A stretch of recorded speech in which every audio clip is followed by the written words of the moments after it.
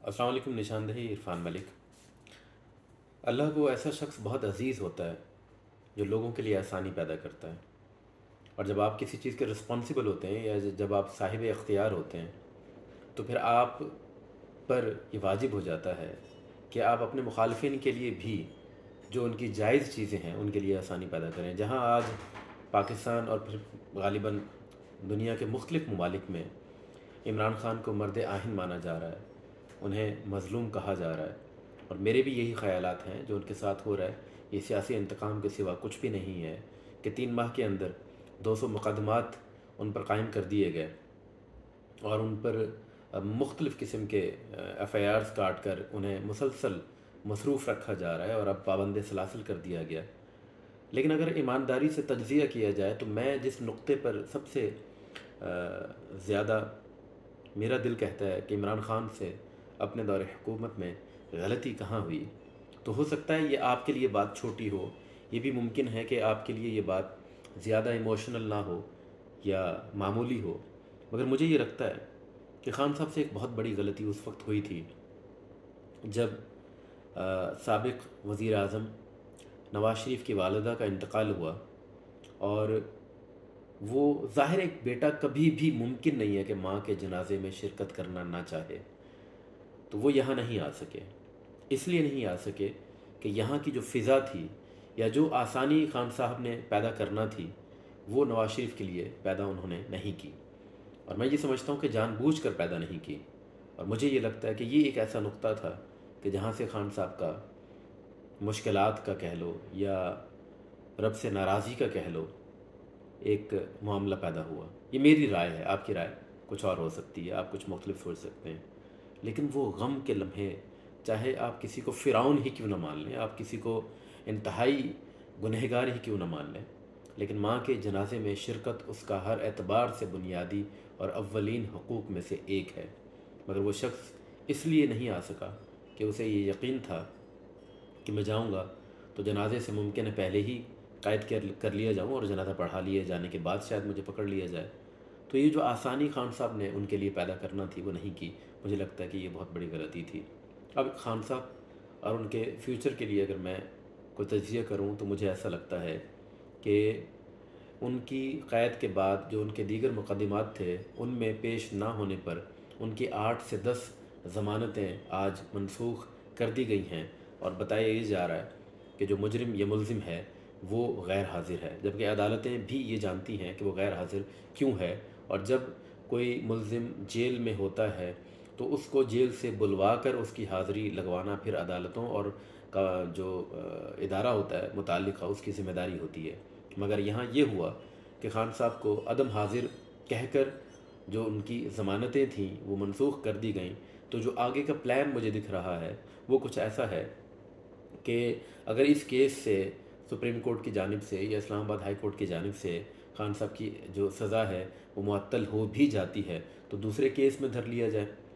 दूसरे केस से अगर सज़ा या ज़मानत दोबारा हो जाती है तो तीसरे केस में धर लिया जाए, फिर चौथे, फिर पाँचवें, यूँ मुसलसल ख़ान साहब को आइंदा इलेक्शंस तक मसरूफ़ रखना। और उसकी जो बहुत बड़ी वजह मुझे नज़र आती है वो ये नज़र आती है कि ख़ान साहब अपने नुमाइंदों का इंतखाब ख़ुद ना कर सकें। अब सवाल पैदा होता है कि ख़ान साहब अगर अपने नुमाइंदों का इंतखाब ख़ुद नहीं करते तो इसका नुकसान पाकिस्तान तहरीक इंसाफ या पाकिस्तान को क्या होता है। ख़ान साहब के बाद कौन सी सेकंड ऐसी शख्सियत है, पर्सनैलिटी है जो ख़ान साहब के फ़ैसले करेगी, तो मेरा ये ख़्याल है कि वो शाह महमूद क़ुरैशी साहब नज़र आते हैं। आपकी उनको लेके राय कुछ और होगी। मैं उनके मुताल्लिक़ ये बहुत वाज़ेह राय रखता हूँ कि वो इस्टेब्लिशमेंट के बहुत ही देरीना और बहुत ही करीबी साथी हैं। मेरा ये ख़्याल है कि वो जमहूरियत के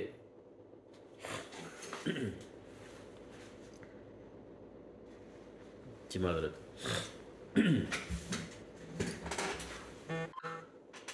तो मेरा ये ख़्याल है कि शाह महमूद क़ुरैशी जमहूरियत के इतने करीबी नहीं है जितना इस्टेब्लिशमेंट के करीबी हैं। और दूसरे एक इस किस्म की एक शख्सियत शेख रशीद हैं जो इस्टेब्लिशमेंट के ज़्यादा करीब मुझे लगते हैं। आपकी राय कुछ मुख्तलिफ हो सकती है। तो दूसरी जो शख्सियत होंगी वो शाह महमूद क़ुरैशी होंगे, और शाह महमूद क़ुरैशी वही कुछ करेंगे जो उन्हें इस्टेब्लिशमेंट कहेगी। तो अल्टीमेटली जो नुमाइंदे मुंतखब होंगे वो दोबारा एक मरतबा ख़ान साहब की बजाय इस्टेब्लिशमेंट के होंगे।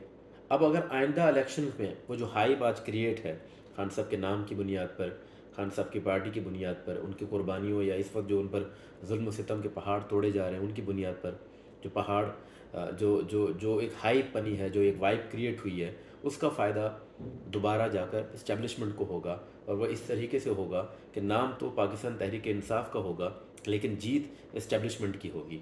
और उस जीत को इस्टेब्लिश करने में जो सबसे बड़ा किरदार अदा करेंगे वो शाह महमूद कुरैशी होंगे।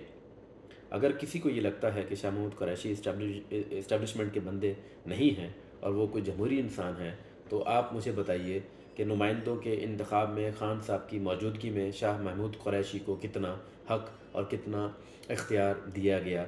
ये जो भी तहरीक इंसाफ के करीबी दोस्त हैं, जो खान साहब के करीबी हैं, वो बात अच्छी तरह से जानते हैं। तो मैं ये समझता हूँ कि खान साहब को अगर सज़ा में मुअत्तली का फ़ैसला आ भी जाता है, तब भी मुख्तलिफ़ केसेस में मुख्तलिफ़ अंदाज में मुसलसल उलझाए रखने का इस्टेब्लिशमेंट का प्लान है, ताकि उन्हें मुसलसल उलझा कर इस्टेब्लिशमेंट शाह महमूद कुरैशी को पाकिस्तान तहरीक इंसाफ के प्लेटफॉर्म पर इस्तेमाल करे और आइंदा इलेक्शंस में जो मौजूदा हाइप क्रिएटेड है इसका फ़ायदा उठाते हुए अपने ही नुमाइंदों को शाह महमूद कुरैशी से नामज़द करवा कर असम्बली में लाया जा सके। और जब वो नुमाइंदे असम्बली में आ जाएं तो फिर वो क़वानीन जिनका ख़दशा है इस्टेब्लिशमेंट को कि इमरान खान बनाएंगे, उनके बनने में एक बहुत बड़ी रुकावट खड़ी कर दी जाए। इस तरीके से मुझे ये लगता है कि अगर आइंदा इलेक्शंस में पाकिस्तान तहरीक इंसाफ सीटें निकाल भी लेती है, जीत भी जाती है और पाकिस्तान तहरीक इंसाफ का वज़ीर आज़म आ भी जाता है, तब भी पाकिस्तान के हालात में ना तो कोई तब्दीली आने वाली है और ना ही खान साहब के वो जो ख्वाब हैं वो पूरे होते हुए दिख रहे हैं। वस्सलाम।